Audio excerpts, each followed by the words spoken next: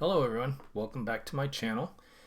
Today in this little podcast slash video, I want to talk about something that's personal and close to me, and that is gardening as a therapeutic tool for managing post-traumatic stress. It's something that I did, and I still do today. In fact, I've turned my whole backyard into a garden. And it just sort of helped me break away from my trauma and my anxiety, and it's sort of helped to reconnect me not only to myself but the world, if you were. So, I started small with pots and things like that when I lived in an apartment, and it grew into what it is today. And outside of the physical health benefits from growing your own food, it did a lot in helping me to not only escape my anxiety and trauma, but to heal it. So, there's been several new things that are coming out that more of like alternative or holistic approaches that you can add to your conventional treatment for post-traumatic stress, and one of those being gardening. And it really has emerged as a powerful tool in the healing process because it offers a sense of purpose and some tranquility and that connection that I spoke about. So in this podcast slash video, I just kind of want to delve into the relationship between gardening and post-traumatic stress and try to uncover how nurturing nature can really be and how it can actually nurture the mind. The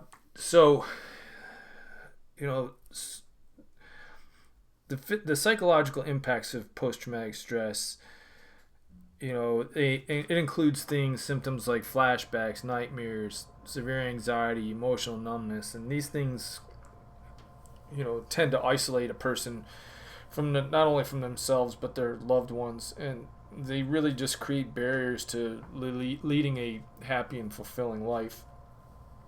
And these the psychological toll of all this can really be quite overwhelming, but research actually has shown that engaging with one's natural surroundings can help alleviate some of these burdens, and it did just that for me. Like I said, it's something I still do today.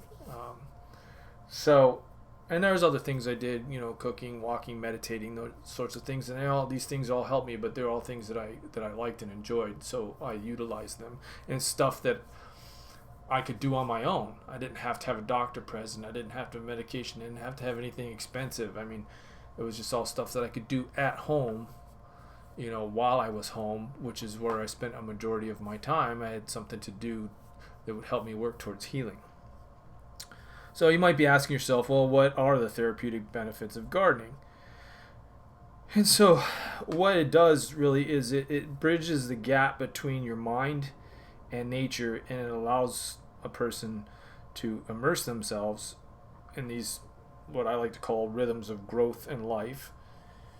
And then there's some specific key benefits that gardening offers to individuals with post-traumatic stress. One of those being a reduction in stress and anxiety. So the act of tending to your plants actually can significantly reduce your stress and anxiety levels, and it's this repetitive motion involved in gardening, digging, planting, watering. It sort of creates a meditative state that helps calm a person's mind, very similar to if you're meditating and repeat a mantra to yourself. Same kind of thing. Not only that, but the fresh air and the exposure to sunlight helps stimulate the production of serotonin in your body, which is a neurotransmitter that is linked to happiness and relaxation. The second thing that it provided does provide is grounding through physical activity. So gardening's it's a form of light physical activity. I consider it my exercise. It engages your body while also calming your mind, and it's this grounding effect that actually can be particularly beneficial to someone who has PTSD, who sometimes feels disconnected from their surroundings. And it's this sort of tactile sensation of soil and the physical exertion of planting sort of helps anchor a person in that present moment, and sort of ties you personally to nature and the cycle of nature and what's going on in the world and around you, right? The third thing was a sense of accomplishment, which seems kind of obvious, right? One of the hardest aspects of post-traumatic stress is this sense of helplessness that a person can have, which I had. It was like I felt like I couldn't help myself. There was nothing I could do. I was stuck like this forever. However, gardening, with its obvious tangible results and visible progress, will provide a person with a sense of accomplishment. Watching your flowers bloom or your vegetables grow and then eating them and that sort of thing, or cooking with them, sort of offers a reminder that, hey, positive change is possible, not only in nature but also within yourself. So there are things that you can do. Number 4, it can enhance social connections. All right, so if you get involved in community gardening projects, which obviously could foster social interaction and create a supportive network, sharing your gardening experiences, with people and learning together in a communal setting helps break that isolation cycle that we often experience when we have post-traumatic stress.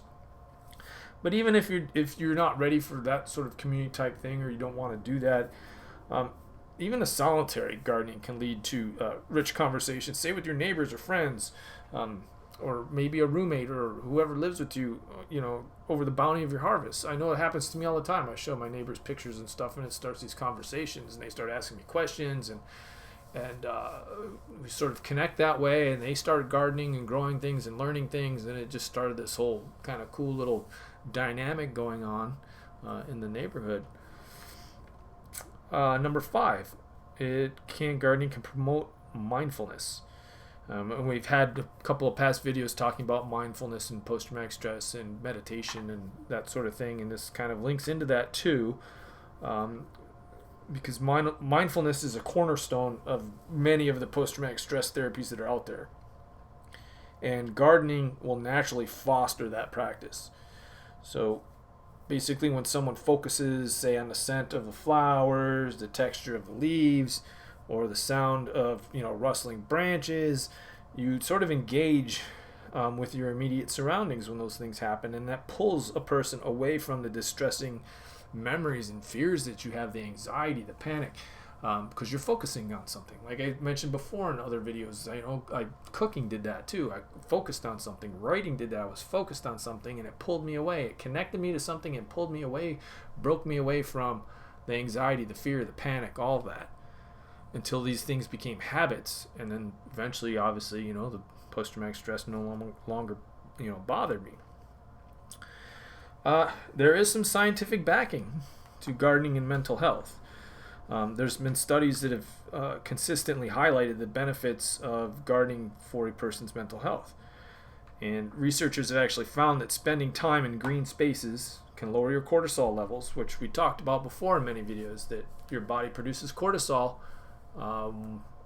during moments of stress, and that helps you with your fight or flight response. And you just don't get rid of the cortisol, your body will store it as belly fat.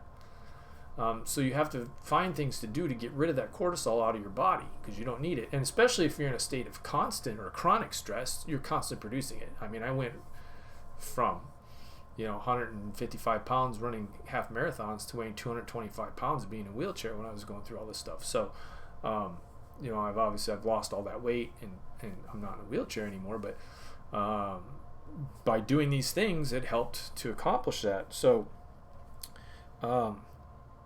it helps you to get rid of this cortisol. It lowers the cortisol levels, and it helps elevate your mood because you're getting rid of that key stress hormone in your body. And so really, for people with post-traumatic stress, these changes can be vital in helping someone to manage their symptoms and improve their overall well-being, just like it did for me. It helped a lot. And like I said, these things have grown into great hobbies for me and habits that I do every day. Now, in particular, horticultural therapy which is a structured form of gardening therapy, has also shown promising results. And this therapy involves like guided gardening sessions led by trained professionals, and it tends to incorporate elements of cognitive behavioral therapy. And several studies have revealed that participants in horticultural therapy programs report reduced symptoms of post-traumatic stress, increased self-esteem, and improved coping mechanisms. Your self-esteem gets improved because you're like, hey, look what I did. You can physically see your accomplishments and taste it, experience it, and because of this, you have improved coping mechanisms, because instead of running for drugs or running for alcohol or some sort of stimulant, you're having some anxiety issues or panic, so you go garden. And it helps you to, cope with what you're dealing with. But the important key thing is you're coping with it and dealing with it in a healthy way, in a positive way that will actually help you heal.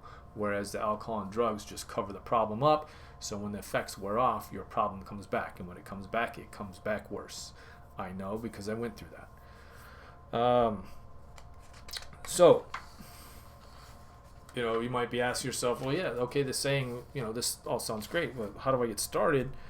So I'm just going to give you a few tips here, gardening tips for post-traumatic stress management. So the whole gardening thing, like I said, and I've explained, it can be a wonderful way to begin a person's healing journey. And so there's just a few small tips to get started. And I did this first one too, is start small. Just begin with a few potted plants or a small garden bed, to sort of avoid feeling like you're overwhelmed. I lived in an apartment at the time. I had a few pots, 4 or 5 pots, planted some stuff in it, and it grew. It did some like tomatoes or something, and I think some lettuce. It grew. I ate it. It was awesome. And I was like, well, that's not enough. So I bought a couple more pots. Until I had my patio in the apartment full of these potted plants, growing some vegetables and stuff and some greens. And then when we moved into our house, I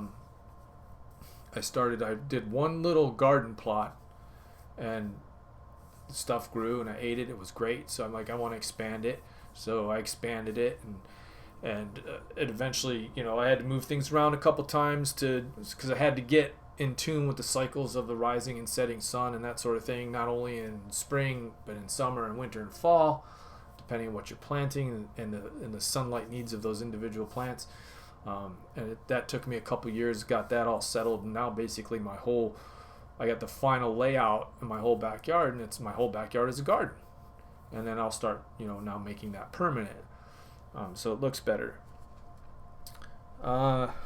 Second thing, choose your plants wisely. And, at first, go for easy to grow plants like herbs or succulents or hardy flowers to sort of, maximize your success and minimize your frustration, because if you get frustrated or overwhelmed, you're going to quit, and we don't want that. We want this to be something good and positive for you. Third thing, set a routine. So make the gardening part of your daily schedule to create this feeling of consistency and reinforce these positive habits. If you want to do it in the morning, afternoon, evening, whatever it is, set a time or something and go do it for a little, half an hour, whatever it is. Fourth thing, experiment with edibles. And what I mean by that is growing vegetables or fruits.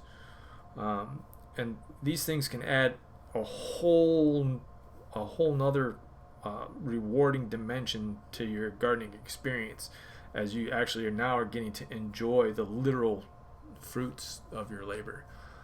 The tomatoes, the greens, the onions, everything I grow is amazing. My friends taste it, my neighbors taste it. They can't believe it. They don't taste anything that good in the store, even when they buy organic stuff, because I do everything naturally. I make my own compost, and I have chickens, so I use the chicken feces and mix it with the compost and mix it into the soil.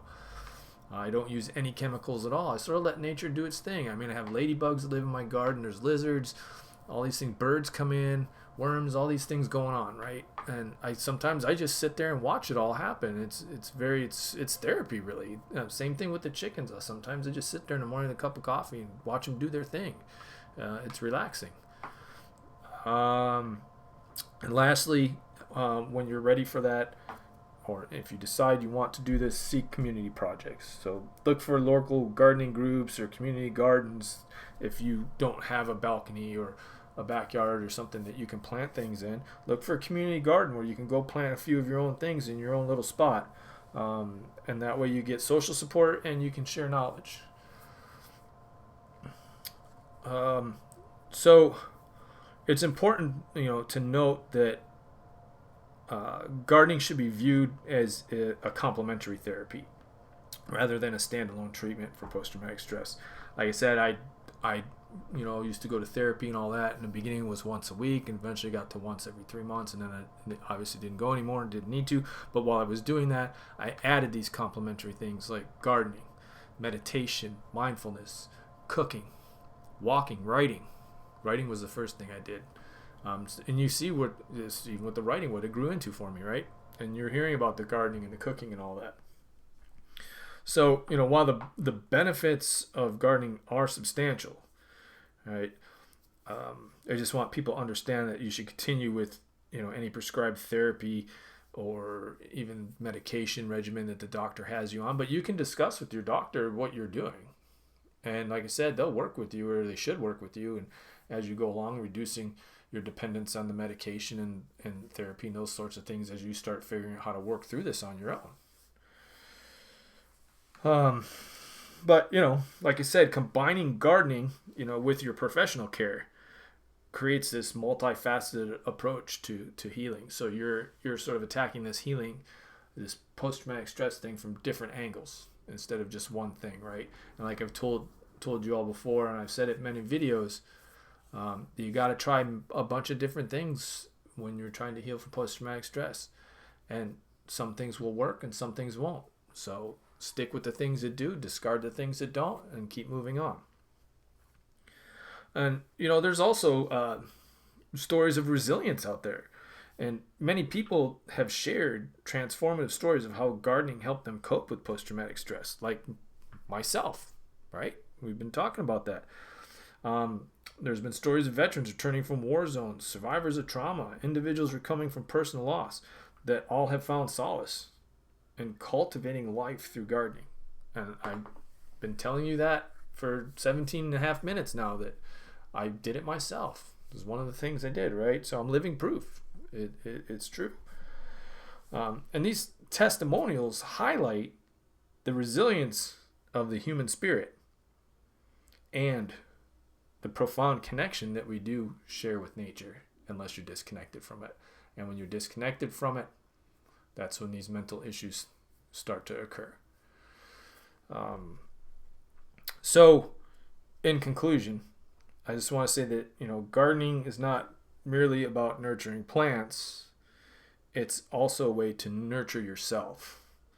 And for people with post-traumatic stress, just the simple act of planting a seed or watering a garden can bring you a lot of relief, profound relief. Okay, and it creates space for growth, both literal and obviously emotional. So, as society continues to explore holistic approaches to mental health, which I like, because you can actually heal instead of covering it up with medications and things like that. Gardening really stands out as a beacon of hope and healing. And it should remind us that even amid all this adversity, everything that we're going through and getting inundated with on top of the post-traumatic stress and anxiety, life always finds a way to flourish. So remember that. And please remember to like and subscribe to my channel, like my video, share it with anyone you think may benefit from it. You can go to my website, robertserockijr.com, and there's a bunch of information there. I have several pages of information. It's all free, all about my work, my interviews, radio, TV interviews, newspaper interviews, all of it. A photo gallery. I have a store page for my books. If you are so inclined to buy one, you can buy them directly from my store page. If you'd rather do it from Amazon or Barnes & Noble, There are links on my store page that will take you right to those. And if you do purchase them, I sincerely appreciate it, because it helps me to be able to continue to do what I'm doing, spreading my message and inspiring people. And please leave some comments in the drop down window. I always like to get those and answer those. If you'd rather contact me more discreetly, again, you can go to my website, robertserokkijr.com, and you can go to my contact page and email me directly. On that note, let's go out and have a great day, get to gardening, and I hope to hear from you all. Talk to you soon.